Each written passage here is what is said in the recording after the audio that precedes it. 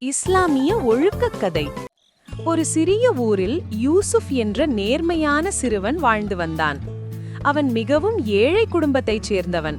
ஆனால் அவன் உள்ளம் செல்வத்தால் நிரம்பியிருந்தது. தினமும் பள்ளிக்குச் செல்லும் முன் தந்தையுடன் சேர்ந்து ஃபஜ்ர் தொழுகையை முறையாக நிறைவேற்றுவான்.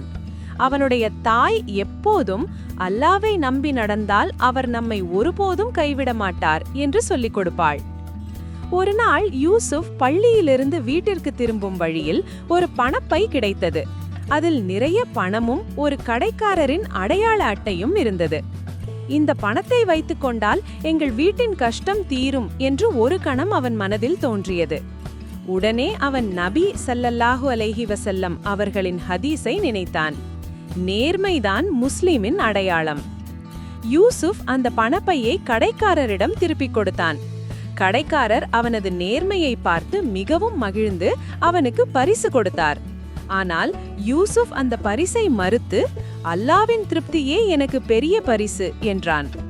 சில நாட்களில் அந்த கடைக்காரர் யூசுஃபின் தந்தைக்கு நல்ல வேலை ஒன்றை ஏற்பாடு செய்தார்.